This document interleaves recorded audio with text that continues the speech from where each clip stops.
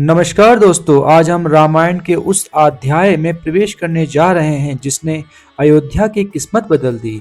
वह पल जब केकई के दो वरदानों ने महाराज दशरथ का हृदय तोड़ दिया और मर्यादा पुरुषोत्तम श्री राम को 14 वर्ष के कठिन वनवास के लिए निकलना पड़ा। आइए श्रद्धा से सुनते हैं केकई का वरदान और श्री राम का दुखद वनवास। अयोध्या नगरी का वातावरण उन दिनों अत्यंत पवित्र और आनंदमय था। राजा दशरथ के शासन में कौशल राज्य स्वर्ग के समान प्रतीत होता था। प्रजा सुखी थी, धर्म की स्थापना थी और हर ओर राम नाम का प्रभाव दिखाई देता था। कई वर्षों तक संतान रहित रहने के बाद जब उन्हें 4 पुत्रों राम, भरत, लक्ष्मण और शत्रुघ्न का सुख मिला, तभी से अयोध्या में जैसे दीपावली का उल्लास स्थायी रूप से बस गया था। धीरे धीरे समय बीता और राजकुमार राम अपने सद्गुणों, शौर्य, विनम्रता और मर्यादा के लिए पूरी अयोध्या के हृदय पर राज करने लगे। राजा दशरथ भी राम की मर्यादा, उनके धैर्य, उनकी नीति और उनकी भक्ति से इतने प्रसन्न थे कि वे अपने जीवन का सबसे बड़ा निर्णय लेने के लिए तैयार हो चुके थे, राम का राज्याभिषेक के लिए चुन। जब गुरु वशिष्ठ ने शुभ मुहूर्त निकाला और राज्याभिषेक का दिन तय हुआ तो पूरे राज्य में उत्साह की लहर दौड़ गई। अयोध्या की गलियां फूलों से सज गई, घर घर दीप प्रज्वलित होने लगे। हर नागरिक यह कह रहा था कि आज कौशल राज को सबसे योग्य राजा मिलने वाला है। महारानी कौशल्या का हृदय गर्व से भर गया। सुमित्रा अपनी सरलता से सबके लिए मंगल कामना कर रही थी और केकई जो स्वयं राम से अत्यंत प्रेम करती थी, वह भी अपनी बहू सीता के आने और राम के राजरोहण से अत्यंत प्रसन्न थी। लेकिन भाग्य को शायद कुछ और ही मंजूर था। केकई के महल में दासी मंत्रा रहती थी। कुटिल बुद्धि वाली, संकीर्ण मन की और स्वभाव से अत्यंत स्वार्थी। उसे भरत से स्नेह नहीं बल्कि राम से ईर्ष्या थी। जब उसने राज्याभिषेक की तैयारी देखी तो उसका विषैला मन बेचैन हो उठा। वे सीधा केकई के महल में पहुंची और बोली, महारानी, आप क्यों इतनी प्रसन्न हो? आज तो आपका सर्वनाश हो जाएगा। राम राजा बनेंगे तो भरत को कौन पूछेगा? कौशल्या आपकी प्रतिद्वंदी बन जाएगी। केकई ने पहले उसे डांटा, पर मंथरा मीठे मीठे शब्दों में ऐसी बातें कहती गई कि धीरे धीरे केकई का मन डगमगाने लगा। मंथरा ने उसे वे 2 वरदान याद दिलाए जो कभी युद्ध भूमि में दशरथ ने केकई को दिए थे, जब केकई ने उन्हें प्राण रक्षा करके सुरक्षित किया था। मंथरा ने कहा, उन 2 वरदानों का उपयोग कीजिए महारानी। एक वरदान से भरत को राज सिंहासन दीजिए और दूसरे वरदान से राम को 14 वर्ष का वनवास भेज दीजिए। जब तक राम लौटेंगे भरत राज्य में जम जाएंगे। केकई जो हमेशा राम से प्रेम करती थी, मंत्रा के झूठे भय और मीठे विष से अंधी हो गई। प्रेम पर ईर्ष्या का आवरण चढ़ गया था और वह कोप भवन चली गई, गुस्से और रोष से भरी हुई। जब राजा दशरथ केकई के पास पहुंचे और उन्हें कोप भवन में देखा तो वे चिंतित हो उठे। दशरथ उन्हें अत्यंत प्रिय मानते थे और केकई का हर मनोनुकूल कार्य करते। वे बोले, प्रिय, बताओ तुम्हें क्या चाहिए? कौन सी बात ने तुम्हें क्रोध कर रखा है, चिंतित कर रखा है? तुम जो चाहोगी मैं अवश्य पूरा करूंगा। केकई ने उसी क्षण वे वचन याद दिलाए जो दशरथ ने कभी युद्ध भूमि में दिया था, 2 वरदानों का वचन। राजा दशरथ ने कहा, हाँ, मैं अपने वचन पर अटल हूँ, मांगो प्रिय, तुम्हें जो भी चाहिए। केकई ने जैसे विष घोलकर शब्द बोले, पहला वरदान, भरत को राज्य का उत्तराधिकारी घोषित किया जाए। दूसरा वरदान, राम को 14 वर्ष का वनवास दिया जाए। दशरथ थर्रा उठे, जैसे प्राण शरीर से निकलने लगे हो। राजा जो अपनी प्रजा का बड़ा से बड़ा कष्ट सह लेते थे, आज अपने ही वचन के जाल में फंस गए थे। उनकी आंखों से आंसू बहने लगे। वे बोले, केकई, ये क्या कह रही हो? राम तो तुम्हें अपनी माँ जैसा मानता है। मैं राम के बिना एक क्षण भी नहीं जी सकता। मुझसे राज्य ले लो, जीवन ले लो, पर राम को मत छीनो। लेकिन केकई कठोर हो चुकी थी। मंथरा के विष ने मानो उनके हृदय को पत्थर बना दिया था। राजा दशरथ बेबस थे। वचनबद्धता एक राजा का धर्म था। गुरु वशिष्ठ को भी बुलाया गया, पर केकई अपने निर्णय से हिली नहीं। अंत में राम को महल बुलाया गया। जब राम पहुंचे तो दशरथ उन्हें देखते ही फूट फूट कर रोने लगे। राम समझ नहीं पाए। वे केकई के चरणों में झुके और बोले, माता, आप ऐसा क्यों करती हो? पिताजी इतने व्यवस्थित क्यों हैं? केकई ने कठोर स्वर में कहा, राम, तुम्हारे पिता ने मुझे 2 वरदान देने का वचन दिया था। मैंने पहला वरदान भरत के राजभिषेक का मांगा है और दूसरा तुम्हारे वनवास का। तुम्हें 14 वर्ष के लिए राज्य छोड़कर वन जाना होगा। राम एक क्षण भी विचलित नहीं हुए। उनकी वाणी में अद्भुत धैर्य था। माता, आपके वरदान पाना मेरे लिए सौभाग्य है। यदि मेरे त्याग से भरत को राज्य मिले और पिताजी का वचन पूर्ण हो तो यह मेरा परम कर्तव्य है। मैं अभी इस क्षण वन को प्रस्थान करूं। राम के शब्द का धैर्य अयोध्या के इतिहास में अमर हो गया। राजा दशरथ राम से लिपट गए और बोले, राम, मैं तुम्हारे बिना नहीं रह सकता। मैं तुम्हें वन नहीं भेज सकता।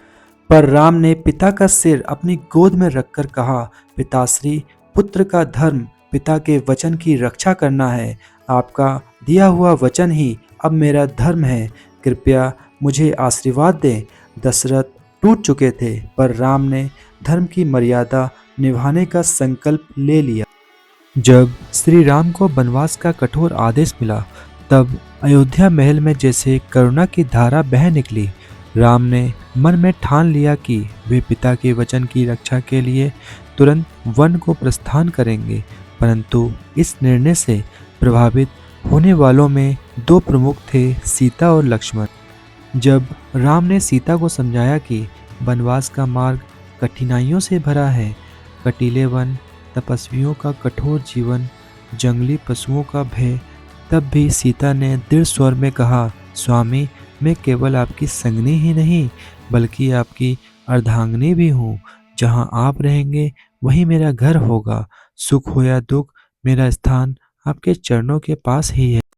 सीता के चेहरे पर दृढ़ निश्चय और प्रेम का तेज देखकर राम निरुत्तर हो गए और अंततः उन्होंने सीता को अपने साथ चलने की अनुमति दी। उधर लक्ष्मण भी अपने हृदय में भैया राम के लिए अदम्य प्रेम और सेवा की भावना रखते थे। उन्होंने राम के सामने हाथ जोड़कर कहा, भैया, मैं आपका छोटा भाई हूँ। आपकी सेवा ही मेरा धर्म है।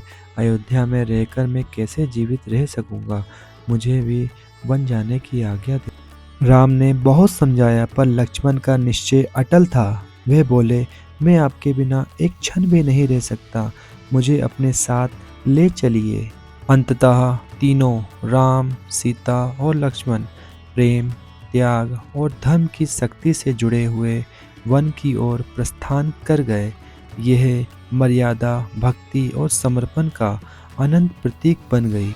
जब लोगों को पता चला कि राम वन जा रहे हैं तो पूरी अयोध्या रो पड़ी। नन्हे नन्हे बच्चे, वृद्ध स्त्रियां, व्यापारी, सैनिक, हर कोई राम के रथ के पीछे पीछे चल पड़ा। आज अयोध्या जैसे अनाथ हो गई थी। राम सबको सांत्वना देते रहे, आप लोग लौट जाए। 14 वर्ष बाद मैं अवश्य लौटूंगा। परंतु कौन लौटना चाहता था? जिनके जीवन का आधार ही राम थे, वे राम को कैसे छोड़ देते? गंगा तट पर निषाद राज गुह से मिलन, केवट का प्रेम, कोल भील जनों का राम के प्रति समर्पण, हर दृश्य राम के चरित्र की महानता को सिद्ध करता गया। जब भरत ननिहाल से अयोध्या लौटे तो नगर का वातावरण देखकर उनके मन में घोर बेचैनी पैदा हो गई। जहाँ कभी उत्सव और खुशियों की ध्वनि गूंजती थी, वहाँ आज सन्नाटा था। महल में प्रवेश करते ही उन्हें ज्ञात हुआ कि महाराज दशरथ स्वर्ग सिधार चुके हैं और श्री राम वनवास जा चुके हैं। यह सुनते ही भरत का हृदय शोक से भर गया। वे समझ ही नहीं पाए कि इतनी बड़ी आपदा कैसे आ गई। भरत सीधे केकई के कक्ष में पहुंचे। केकई उन्हें देखकर प्रसन्न हुई, पर भरत का चेहरा क्रोध और दुख से लाल था। उन्होंने कठोर स्वर में पूछा, माता, ये सब क्या हुआ? राम जैसे भाई को आपने वनवास क्यों दिया? पिता की मृत्यु का कारण भी यही बना। आपने कैसे सोचा कि मैं राम के राज्य पर अधिकार करूं? केकई के हृदय को ये वचन वाणों की तरह लगे। उन्हें मंत्रा की कुटिल बातों का प्रभाव अपने स्वार्थ और अपने निर्णय पर गहरा पश्चाताप होने लगा। उनकी आंखों से आंसू बहने लगे। वे रोते हुए भरत के चरणों में गिर पड़ी और बोली, बेटा भरत, मुझसे बड़ी भूल हो गई है। मंत्रा ने मेरे मन को भ्रमित कर दिया था। मैं अंधी हो गई थी। राम ने मुझे कभी दुख नहीं दिया, फिर भी मैंने उनका सर्वनाश कर दिया। भरत ने माता को उठाया और कहा, पश्चाताप का समय गुजर चुका है माता। अब मेरा एक ही धर्म है, राम को अयोध्या वापस लाना। और इसी संकल्प के साथ भरत सेना सहित वन की ओर निकल पड़े, राम को वापस लाने और अयोध्या की मर्यादा को पुनः स्थापित करने के लिए। श्री राम का वनवास केवल दंड या दुर्भाग्य नहीं था, बल्कि धर्म, त्याग और मर्यादा के सर्वोच्च आदर्शों की स्थापना का मार्ग था।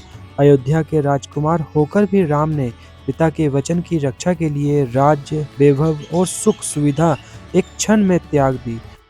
उनका यह निर्णय एक राजकुमार नहीं, बल्कि एक धर्मनिष्ठ पुरुष का निर्णय था। वन में राम, सीता और लक्ष्मण ने तपस्वियों की भांति जीवन व्यतीत किया। कठिन जंगल, कुटिल मार्ग, जंगली पशुओं का भय, भोजन की कमी, इन सब कठिनाइयों के बीच भी राम का मन कभी विचलित नहीं हुआ। वे जहाँ भी जाते वहाँ के ऋषि मुनियों की रक्षा करते, दुष्ट राक्षसों का विनाश करते और धर्म की मर्यादा स्थापित करते। वनवास के दौरान राम ने मानवता को ये संदेश दिया है कि धर्म का पालन सुख के समय नहीं, बल्कि कठिनाइयों में ही सच्ची परीक्षा है। सीता के प्रति प्रेम, लक्ष्मण के प्रति स्नेह और पिता के प्रति मर्यादा, इन तीनों ने राम के वनवास को दिव्य बना दिया है। वनवास उनके लिए कष्टों की यात्रा नहीं, बल्कि धर्म स्थापना का महान मार्ग था, जिसने उन्हें मर्यादा पुरुषोत्तम बना दिया। कथा का सार जो आज भी हमें सीख देती है। रामायण का ये प्रसंग, कैकेयी का वरदान, दशरथ का दुख, राम का वनवास, सीता और लक्ष्मण का साथ, भरत का प्रेम सिर्फ एक पुरानी कथा नहीं, बल्कि जीवन की गहरी सीखों का खजाना है। इस पूरी घटना में छिपे हुए आदर्श आज भी मनुष्य को सही दिशा दिखाते हैं।